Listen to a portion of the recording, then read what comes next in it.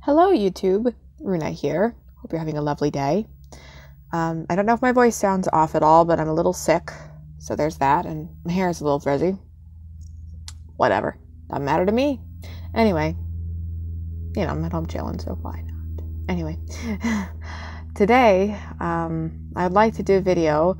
This was viewer requested on invocations. So, hello, my friend. Always looking forward to hearing from you. I always like comments and feedback, and you've been an avid commenter for a while, and I like that. You're really awesome to talk to.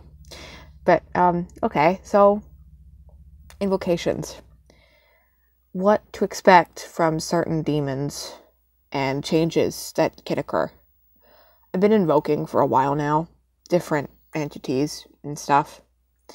So, essentially what happens when we invoke, just an overview first before we go into the actual meat of the question. Invoking and evoking are two different things.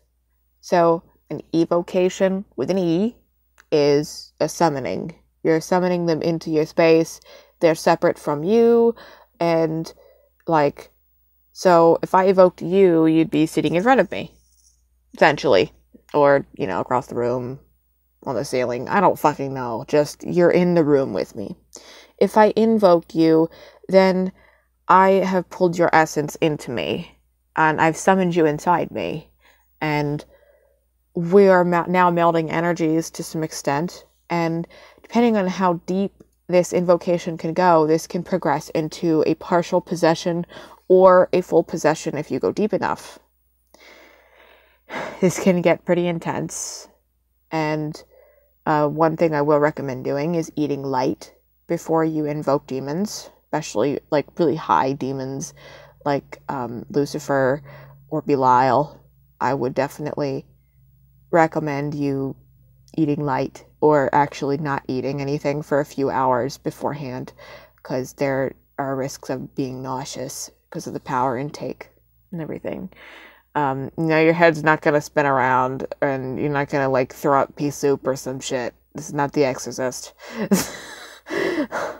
But you can feel nauseous, and I have had that happen before. I've pulled an entity in me, and I'm like, oh, okay, holy shit. And initially, so it's how I basically feel. It's like getting hit in the stomach all at once. At some points, not always. Doesn't always hurt or anything. It's just overwhelming, and the body needs to even itself out. So nothing to be afraid of. But I want you to be aware as well is that this is still a kind of like a possession, even if you're not trying to, do that. Essentially, possession and invocation are two different things, but they have overlap. If that makes sense.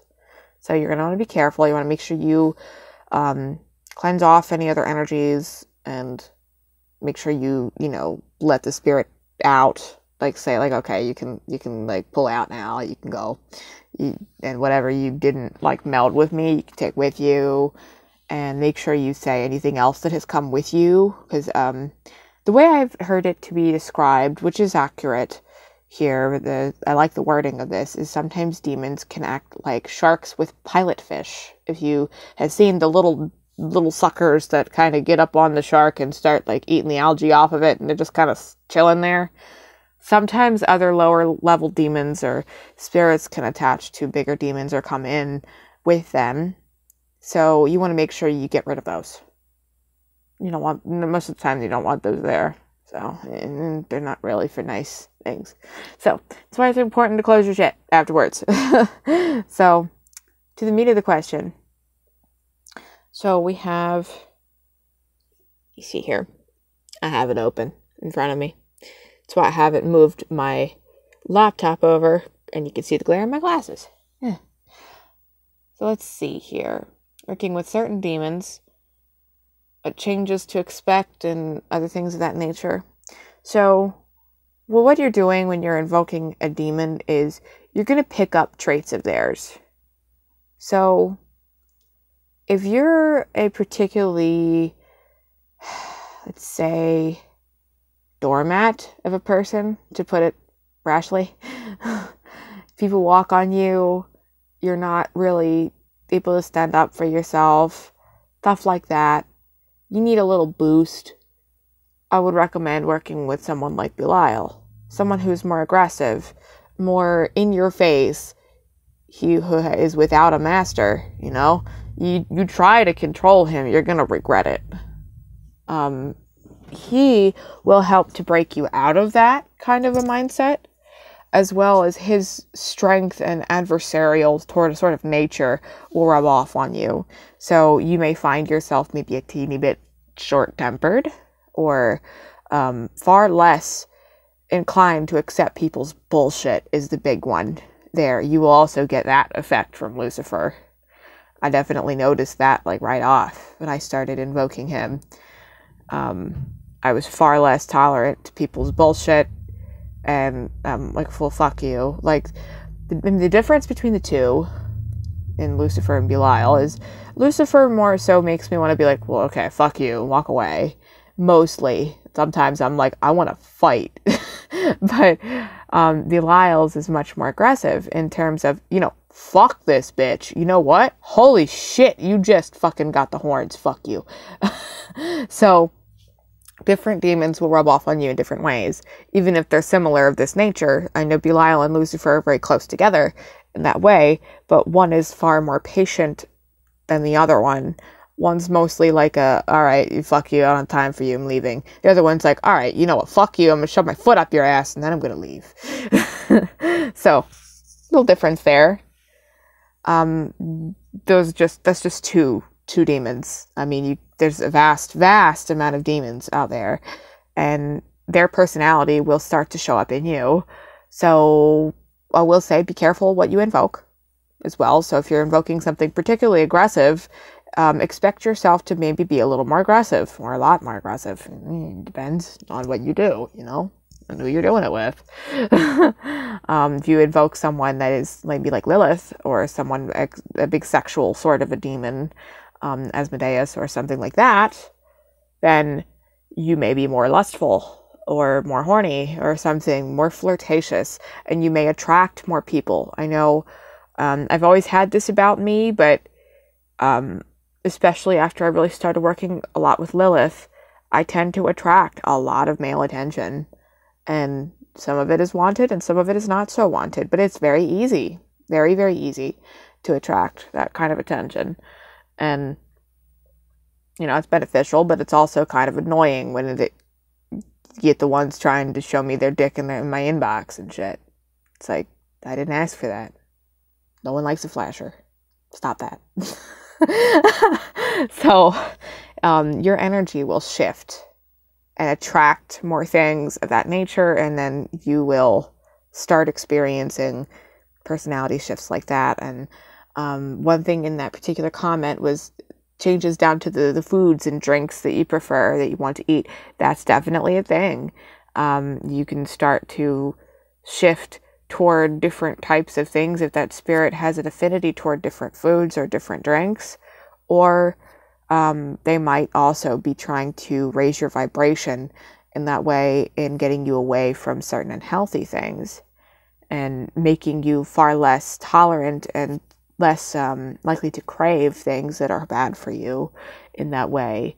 Because the foods we eat are very important in talking about the things that we want to do to raise our vibration. So eating well is important.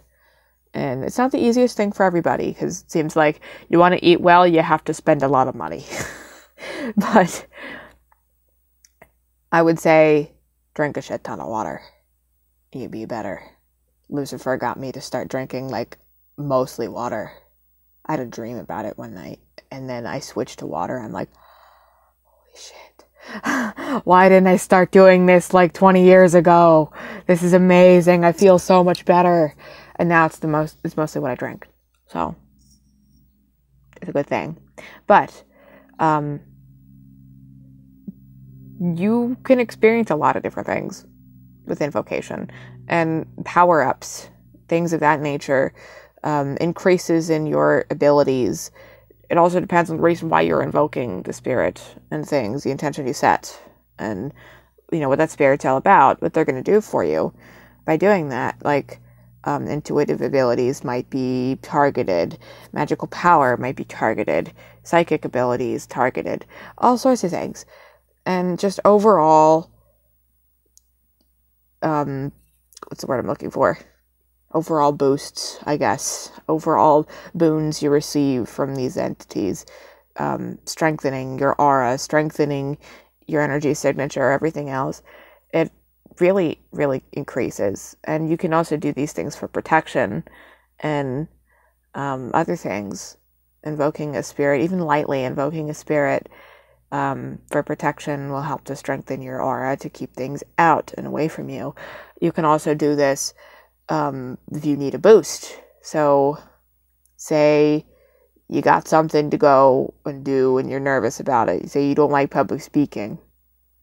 Me, I don't like public speaking a whole hell of a lot, but I'm better at it. I had a public speaking course I had to take a couple years back, and speeches, and I wasn't invoking, but I was working with a certain entity at this point. I was actually working with Archangel Michael at this point. He's good for confidence and things of that nature. It's before I really dove into demon work, and he was able to help me through that.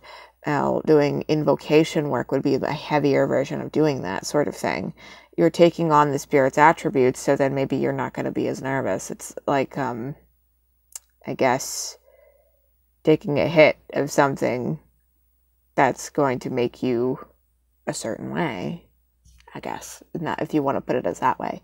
But if you're looking to change yourself or change certain attributes of yourself, I would recommend you find a spirit that is going to help you with that and good for whatever intention you're trying to do. And go ahead, start evoking that spirit and get to know them, and then progress into invocation and wherever else that's going to go. But I will definitely say you need to know the spirit first and understand them. Make sure you trust them before you let them in, because you are invoking them and pulling them inside you. That is an honor that should not be taken lightly. I knew somebody that would just invoke anything, and it really fucked him up. Really fucked him up. So, get to know their sigil first. Meditate with it. Get to know the energy. Start evoking them. Start talking to them. Form a little bit of a relationship, or a lot of it of a relationship. And then really start pulling them in and taking on their attributes. Bond with them. And you'll see results. For sure. So I hope that answered your question. I think that answered the question, I think. But if you have more questions, you let me know in the comments, and I hope it helped. I hope it really helped. So, as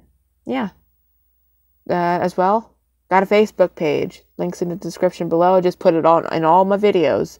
So, I'll be updating that as I see fit. And I'm probably a lot more likely to quickly respond to you on the page more than I am an email, because it's easier. So that's the thing. I still will check the email from now and then. I'm gonna crack down right after I upload this. I'm gonna check the damn email, because I forget and stuff. I'm not ignoring anybody, I swear. I am so sorry. Okay. I will talk with you very soon. Thank you very much for watching. Blessed be to you. Have a lovely day.